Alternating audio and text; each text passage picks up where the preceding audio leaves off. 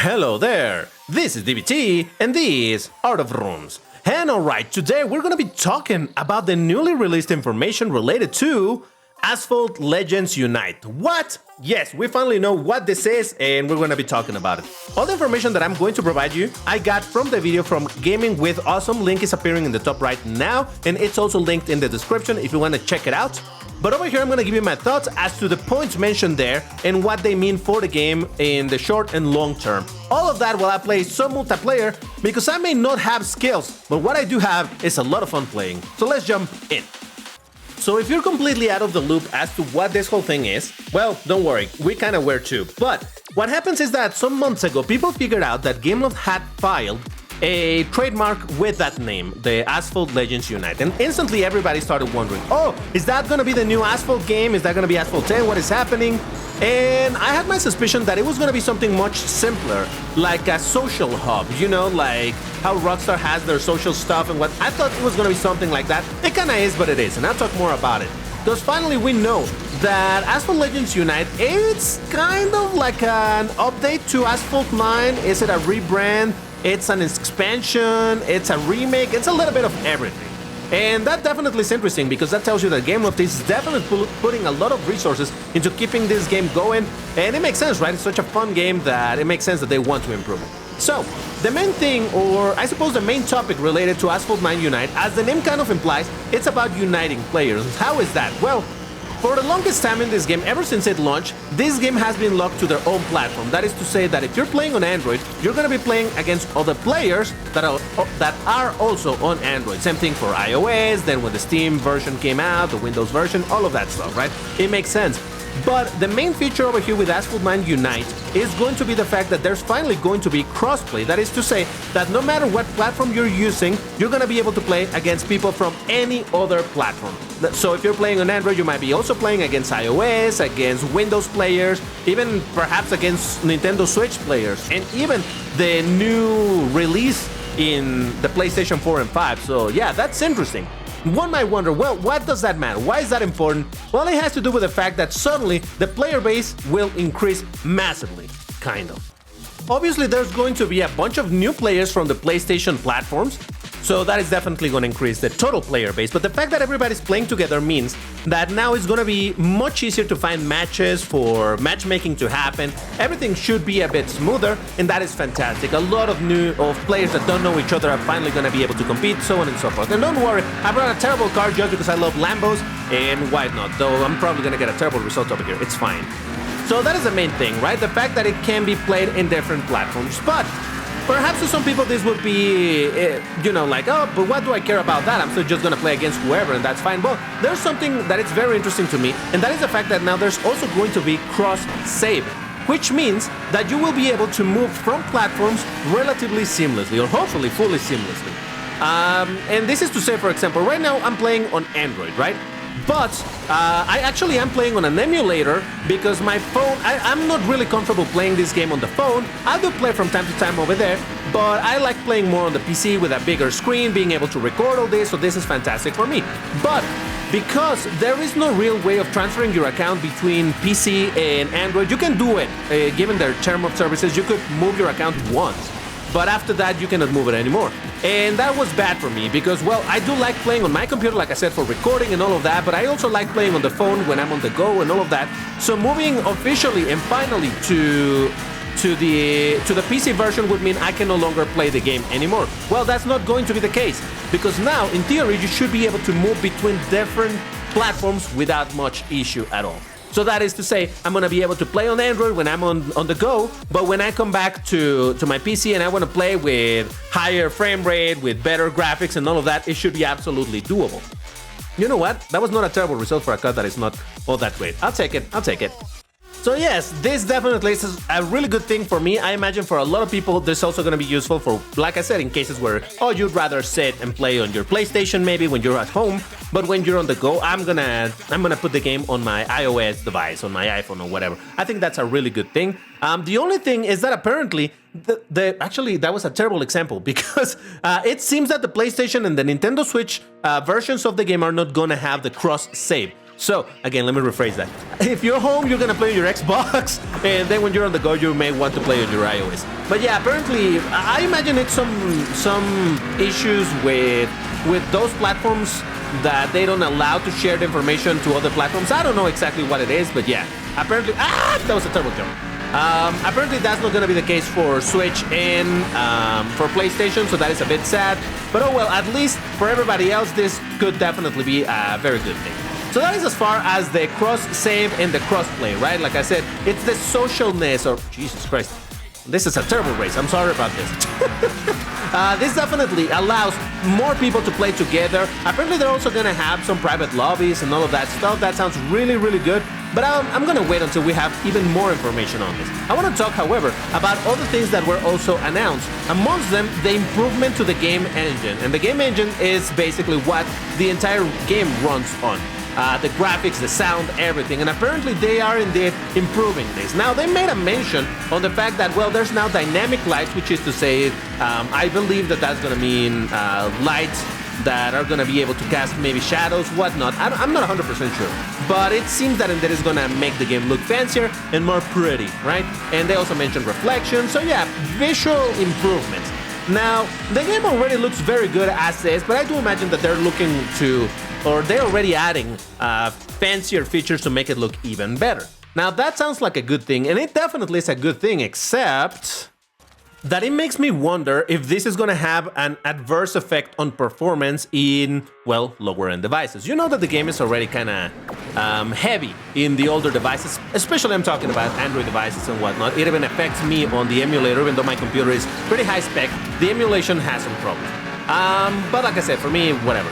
But yeah, I wonder how this is going to work in there and also on the Nintendo Switch. Because the Nintendo Switch is already a very underpowered console, and now if it's going to get even fancier graphics and whatnot, I don't know. I hope that they do add options to disable some of these fancier visuals so that the game performs better. But yeah, that does make me wonder a little bit, but... you know, maybe they're not just piling up new visual features. Maybe they have been working on improving the engine functionality itself so that it performs better, even if it has new and fancier graphics. I don't know. Like I said, all of this, it's a big question mark. We'll have to wait to see if it really is that big of a difference visually speaking, or if it's just some details here and... Oh, Jesus Christ, that was terrible. If it's just going to be some details here and there, and maybe they're not going to be that problematic in terms of performance. What really gets me excited is the mention that finally they're gonna be improving the engine sounds. Jesus Christ, I've been asking for that for so incredibly long. This game looks so good, and yet the engine sounds are so unbelievably bad. Now, I know that not everybody cares about this, but in my opinion, a racing game with bad engine sounds is doing a terrible job at what it was supposed to do. So everybody has complained about this for a long time, but now, well, apparently it's gonna be fixed, and I'm so hyped for it because the game looking like it does, and then if it sounds good, man, it will be unstoppable. Another mention was a change to the UI, that is the visual elements, the menus and all of that.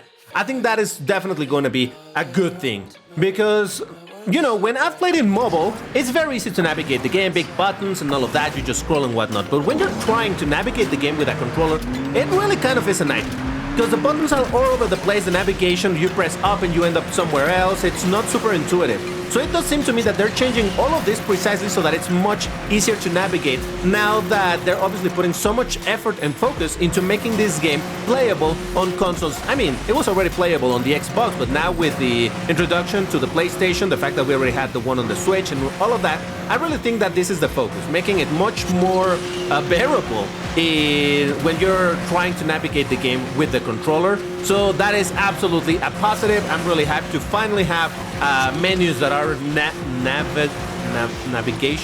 navigable, that you can navigate through them, whatever. So that is a good thing. Obviously, I don't have the screenshots over here. Ah, Jesus Christ, why did I do that? I'm gonna wait until Gameloft publishes a news article with all of these pictures so that I can show them. But because right now I only have the ones from the videos, and I would rather, if you want to see what some of these changes look like, well then go ahead and check the video, like I said, that is in the description by GamingWithAwesome. But yeah, the point is that there's going to be some changes in how the game looks in terms of menus or elements on the screen. And that may not seem super important for a lot of people, but trust me, making a game that you can navigate easily and comfortably, it's a big deal. I got out of multiplayer just for a second to talk about the next point, which is going to be the new garage look. We don't know exactly what that's going to look like. The garage has looked like this for a long time, but apparently they're going to change it, hopefully to something a bit more interesting, visually speaking. And there's also going to be new garage levels, that is to say, this level up here. You know that currently there's only 18 garage levels, which determine which cars you can get in the packs and whatnot. Apparently, finally, after years and years and years, this is gonna be expanded. It's not known yet to which garage level is gonna be the new cap, and obviously we don't know either which are gonna be the new cars that get added over there. But honestly, I'm just hyped to finally have new levels because, you know, there's so many cars already, and obviously a bunch of these cars over here are pretty good. But there's so much more that they could be given, through them, that I'm finally happy to see that this is going to be improved or expanded. Again, we don't know exactly what cars they're going to be, but any improvement is definitely going to be a good thing. My only concern is if they're not just going to reshuffle. Let's say that they expand from level 18 to level 25. And instead of adding new cars, they just shuffle the cars that are already acquirable, and now you can no longer get the Chiron at level 18, you have to be in level 25. That is my worry, but I hope that's not the case. That would really be a bad move in the side of Gameloft, so let's hope for the best. Now, as far as other things that are coming in the update, there's going to be a new map, a new track in Singapore. Apparently it's going to be nighttime, so that's going to be cool because there's not a lot of nighttime maps, and, you know, hopefully, again, it's gonna look great and perform fantastic. That is my main concern. Again, like I mentioned earlier, I'm just a little bit concerned that the hyper-focus, well, not hyper-focus, but this enhanced focus on graphics, I just hope that it's not gonna negatively affect the performance of the game, but yeah, we'll have to wait and see. Now, another thing that is very interesting is the fact that now there's gonna be a cooperative gameplay mode called what? Syndicate, Cops, something, I don't know. The point is that it's gonna be 3 people playing in street cars or, well, hypercars, whatever, all of that, and 3 players that are gonna be playing as cops. So apparently it's gonna be kind of like, hey, who can knock more of each other down, you know, who gets more knockdown, something like that. I'm not 100% sure. There's not a ton of information just yet on it, but definitely, like I said, the social aspect has, you know, grown a little bit, because now it's not only going to be straight up PvP as it is in regular races, but now the fact that there's going to be teams, that might make it interesting. It's less going to be about racing, more about knockdowns, but hey, a mode that is specifically about knockdowns, I don't mind. This, in my opinion, would be definitely fun and would make people create some more content on this and make it very interesting, in my opinion. I don't know. It's gonna be. I think it's just called Cops versus Syndicate or something like that. I don't know, but it definitely sounds interesting.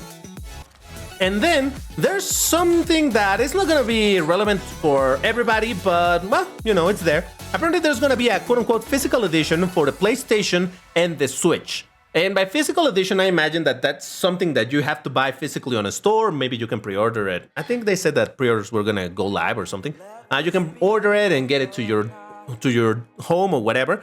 Now, what does that contain? It contains a bunch of goodies. I'm not gonna list them all over here, but the main thing is that apparently it's gonna have a bunch of credits, a ton of credits, something like 5,000 tokens, and a Countach LPI at 3 stars, which is honestly something kind of interesting given that that car here in the global version was an absolute nightmare to acquire. So the fact that now you're going to be able to get it like that, well, there you go. Now, I do imagine that what they're planning to do with this is basically sell it at the price that a regular game would sell. That is saying that it's going to cost you... Again, I have no confirmation about this. This is just my speculation, so don't take it that this is the truth. But I imagine that they would love to sell it for something like 60 bucks. This is like, hey, here's your starter pack, and you can get a bunch of cars that are somewhat useful. And the Countach LPI, as I mentioned, a really good car, though at 3 stars, who knows how it performs. And a bunch of resources to upgrade cars and buy some stuff and whatnot. So I do imagine that that's what that's going to be, because in the Nintendo Switch they did something like that when the game released. They sold you a specific pack that contained, hey, here's some starter cars, here's some currency so that you can make progress in the game faster. So I imagine that is what the physical copy is going to be. Based on the price, it may or may not be worth it. Like I said, for a rare car like the Countach LPI, which obviously is not going to be rare anymore, but it's still a very useful car. And for a Lambo lover like myself, well, that's always a good thing, right? Also, the currencies, the 5,000 tokens sounds like quite a bit, to be honest. So again, it remains to be seen. Whether it's gonna be worth it or not is gonna depend on the price that they sell it at. But hey, if it also has some physical goodies like a nice case or some, I don't know. And well, who knows? Maybe, for example, on the Nintendo Switch, if their physical version did have the game contained within a cartridge, that would be fantastic. Because obviously, that would allow me to not rely on the internal storage, whatever. So also booklets. If it had a booklet, the booklets, Jesus Christ, booklets don't seem to be a thing anymore. But hey, whatever. My point is that it could be interesting. It could be worth it depending on the price. So we'll see how that goes.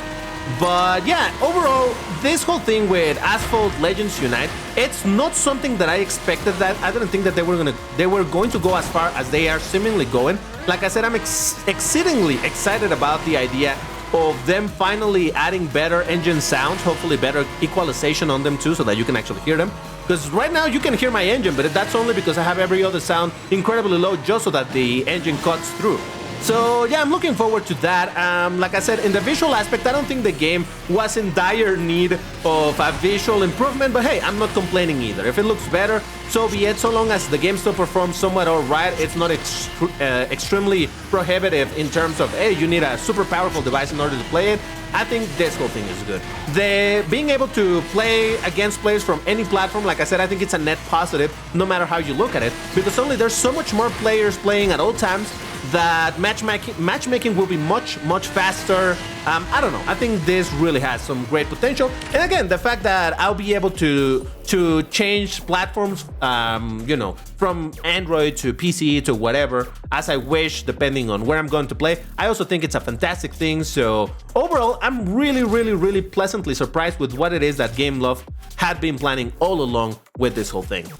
And as more information trickles out related to Asphalt Legends Unite, I'm gonna continue making videos with updates and giving you my thoughts. But if you enjoyed this type of content where I give you my thoughts and, you know, I try to look through the things and imagine what it could mean, why don't you hit the like button? And if you're new here, why don't you also subscribe to the channel? I post literally daily. I post a lot of racing games, not only Asphalt 9. I also play Asphalt 8. I play a bunch of other things.